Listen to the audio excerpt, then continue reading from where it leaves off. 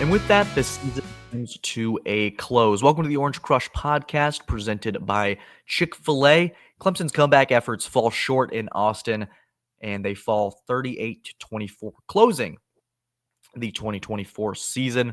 Certainly a lot to unpack with, and as you can probably tell in the background, I'm not in Austin. Some circumstances prevented me from attending and getting there for the playoff game, but we're here. I'm back home in Charleston. And so it provided us a unique opportunity to get some quick thoughts out for you guys. And so we're going to get into some things. Really want to take a quick note on the broadcast there with Clemson and Texas. A much better product than the Penn State one. I was really interested to see how they would portray the wideout, and it felt like the volume was turned all the way down. I don't know if anyone else is saying that. That's just a side tangent for now. But a couple things I think that are of importance here. It's the rushing attack that obviously was a big part of the reason why Clemson fell short in Austin this afternoon. Cade Klubnik, and then obviously some play calling late in the game that I didn't necessarily agree with. So let's dive into it all. I think starting out, as David Hood, our senior writer, and all of his glory pointed out on Twitter, Texas had 8 rushing plays that went for 216 yards. Certainly those gaps costed Clemson in a significant way this year, where we've seen it all year, and we've certainly talked about it on this podcast, whether it was the Louisville game, some gaffes against Virginia, Wake Forest, where you were scratching your head going, is this a product of late game garbage time, or is this a real glaring flaw? And I think we figured it out against Louisville that this team can get pushed around, and Wes Goodwin's defense really has faced a key issue that's really plagued a lot of their season. And all 4 of those losses, you can really point to the battle in the trenches being an issue.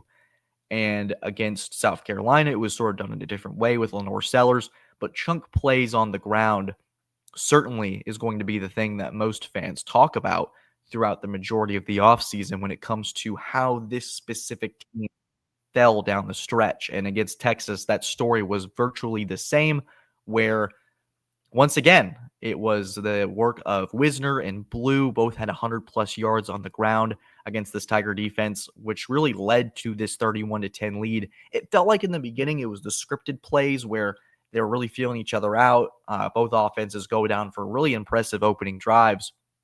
But it was that 3rd and 10 in the first quarter where Quinn Ewers either, I think, checked out of a play, or that was a 2-down situation where they gave a sweep play to one of their running backs, and they get 15 and then go down and score after the Trey Williams sack, thought to have pushed them back. Clemson gets momentum. That ends up not being the case. And so Texas really just made a statement, I think, today. And I think they really dared Clemson to say, hey, we're going to do this our way. A lot of their offensive success this year has been predicated off the fact that, hey, we got to establish the ground game here.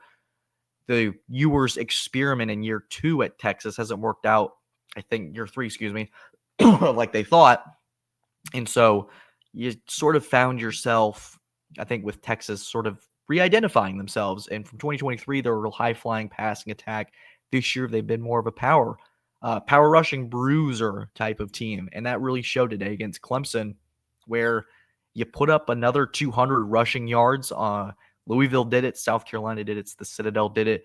A lot of different teams figuring out different ways to do that. But I think in these 2-ish weeks of study, Texas certainly identified that in their tape and said, we can really find an advantage here. We have a strength here.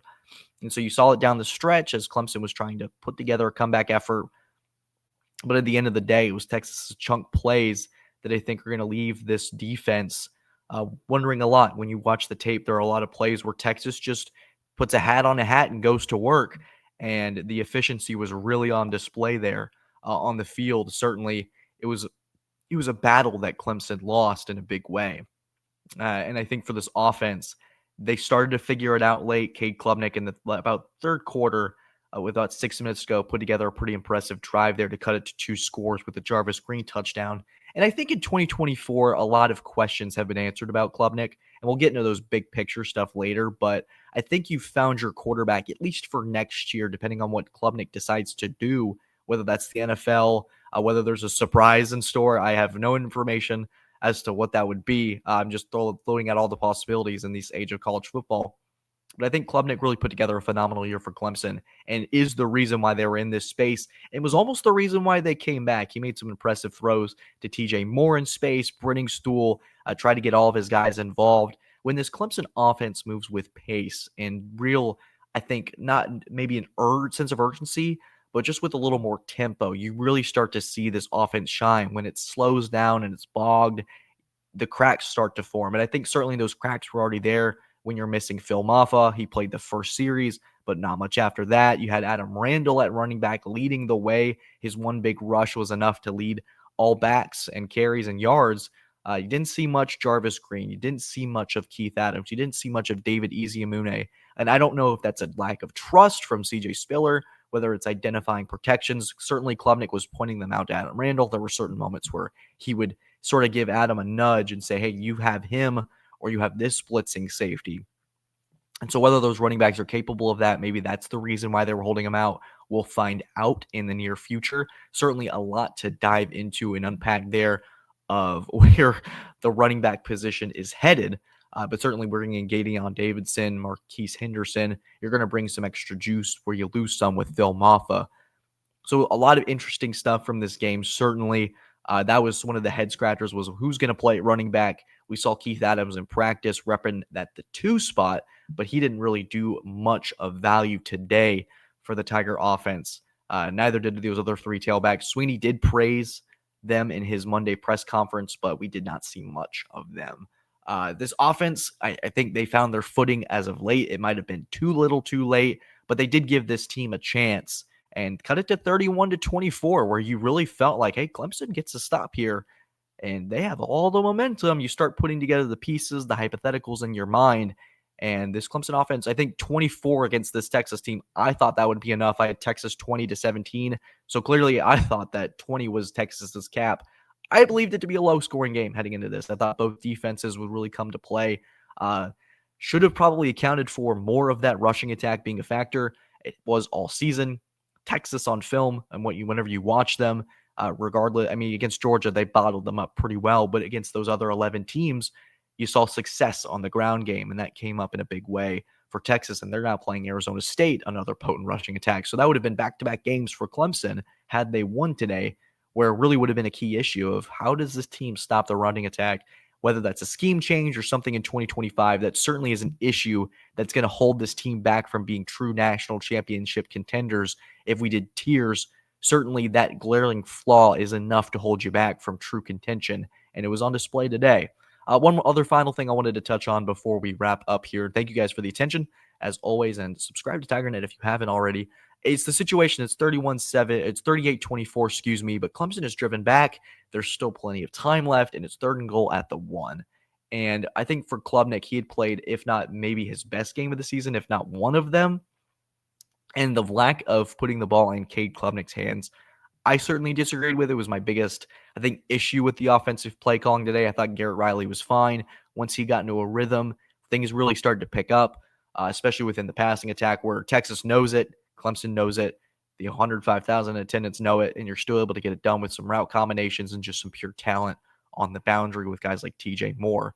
But you 3rd and goal at the 1, you run it up, I think, with Klubnik on the option and get stuffed, and then you have a weird wing T formation that goes nowhere. I just think you got to put the ball in Cade's hands, particularly in the passing game, and just give your receivers a chance to do some work. I know they tried Wesco, and they tried more on 1st and goal. I just would like to see a little bit more of that, knowing you've won those matchups and provided that in high efficiency in that 3rd and 4th quarter. So I think overall, if you're a Clemson fan, obviously it's disappointing to come away with this sort of result. But given how the other 2 playoff games go, I think this one will be looked at with a little more fondness, I would say, maybe, depending on who you are. Certainly there was an effort and an inspired comeback there that fell short, and there's going to be a lot for this team to work on to get back to in 2025. It proves to be an interesting year. Certainly my first one at TigerNet was. Involved their first playoff appearance since 2020, the COVID year. So, guys, thank you for tuning in. David and I will have big picture stuff down the road very soon. We want to thank our sponsors for making this possible, and we're ready to turn up the juice to hoops season. Thank you guys for sticking by. Stay tuned, and really just have a great holiday. Merry Christmas.